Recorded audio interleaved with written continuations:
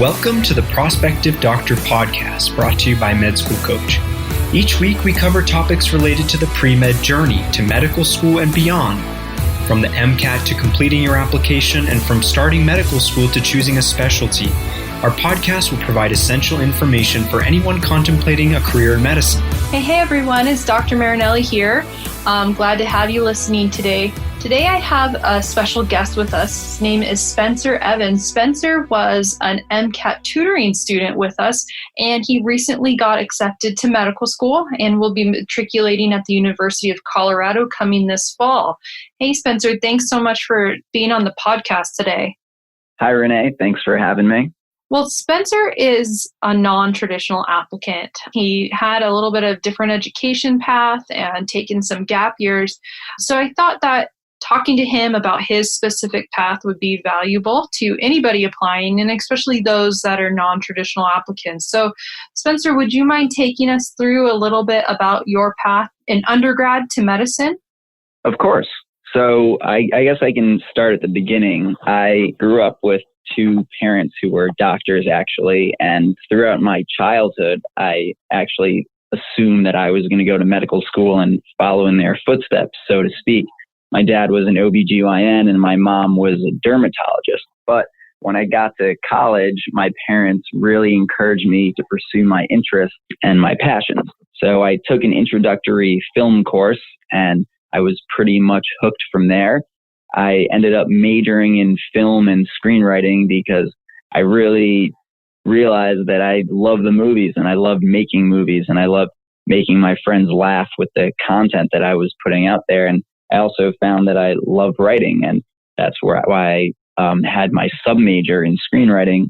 However, around the time I was a junior, I was experiencing some troubles at home. My parents ended up having a divorce, and I had some health issues as well. I ended up getting diagnosed with an autoimmune disease called vitiligo, which is characterized by losing pigment on several areas of my skin. And I realized that I wanted to help people in a more influential way, to help others who are experiencing kind of painful situations like I was, either at home or with their medical conditions. So when I was a junior, I enrolled in my first science class. I took Bio 101 just to kind of experience what it was like to take a science class to see if I wanted to go down the pre-med route. Mm-hmm. And I was also hooked from there because I thought that bio was probably the most interesting class I had taken to that point. So second semester, junior year, I fully switched over to pre-med. I kept my film major because, as a lot of pre-meds probably know, you can keep any major that you want and still apply to medical school. Mm-hmm. So I kept my film major and my screenwriting sub-concentration and finished the pre-med classes.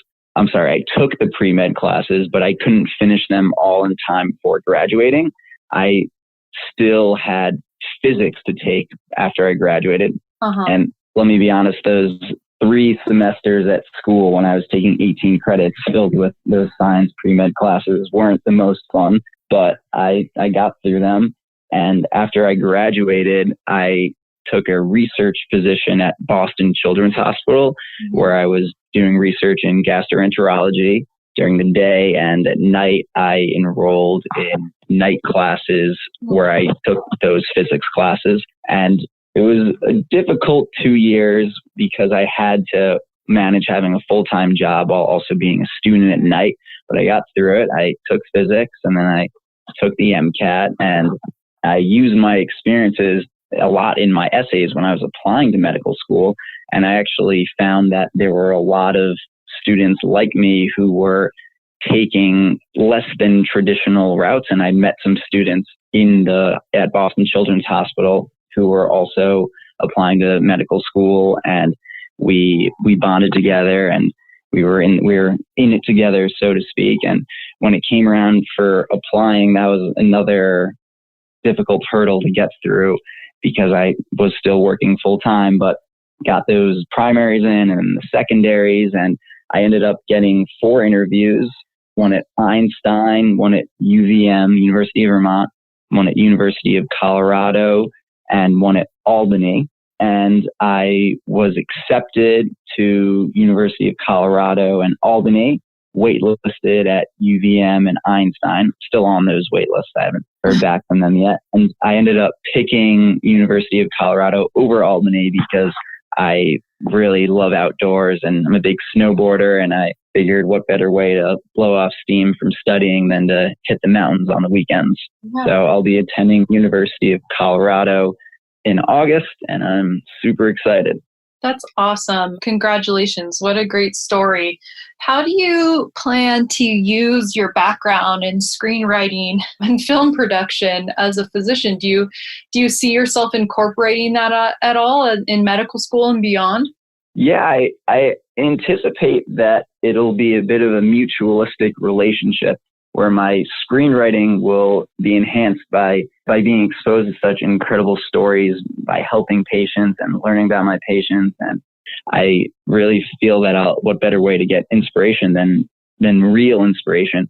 Mm-hmm. And I also find that after a long day at work or after studying, I can really let loose by just going home and doing an hour of screenwriting. So I think that the fact that I have a creative outlet will help me a lot as a physician, because I know that physician burnout is a significant issue facing medicine today. And I don't believe that a lot of physicians have a creative outlet where when things are stressful, they can turn to something and let go a bit. And I think that me having that will help me as a future doctor. Yeah, absolutely. That's really awesome. And I think having something that is uniquely different from medicine, but can still be related in a way, like you were saying, is so essential. So you have to have something that you can completely unwind from your day job and move away from it and put that behind you. So having screenwriting, which, obviously you could write about medicine, but that's just kind of such a different field. I think that would really work well in your future. That's great. We talked a little bit about what you're doing this summer before starting medical school. Do you want to speak to that a little bit, Spencer? Yes, I'd love to. So after I got accepted to my medical schools, I left my job at Boston Children's Hospital to take advantage of what I had been heard would be my last opportunity to experience true uninterrupted freedom before starting down the medical school journey. Because of the 4 years of medical school and then residency, you don't really necessarily have time to have that freedom. So I left my job in February and I went backpacking in Southeast Asia for 2 months. And I was in Thailand, Cambodia, and I was also in India. And after my journey, I moved back home and got to work on my writing for a few months. And tomorrow I'm actually leaving for South America for another 5-week backpacking adventure. And I would absolutely recommend to any prospective medical school students to take advantage of this time and definitely get that travel in, because I'm not sure when I'll be able to do it again. Yeah, that's awesome. I mean, you're going to have so many more stories to write about too. I think I'm going to be excited to see your name on a movie one day. Mm-hmm. Besides, Me too. opportunity to travel, do you have any advice for those people out there that are maybe non-traditional applicants like yourself, or have like these really dual interests in school or, in their educational pursuits, and they're not sure exactly what to do? Do you have any advice for those types of students?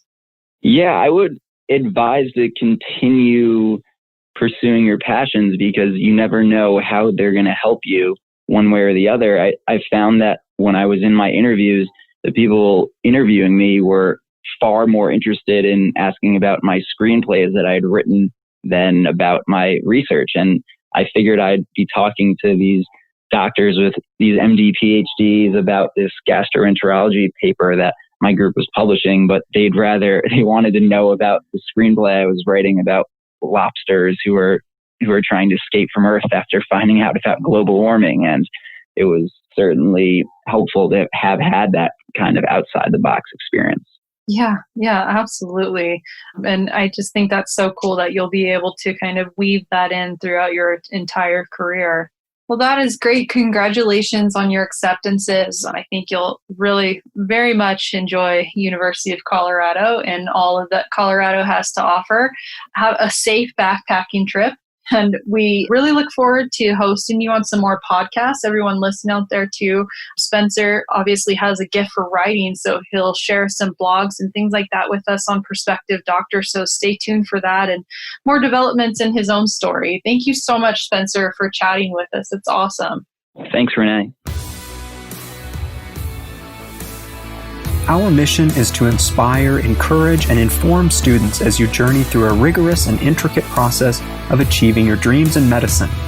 Visit us at prospectivedoctor.com and MedSchoolCoach.com for more essential resources in your medical school journey and beyond.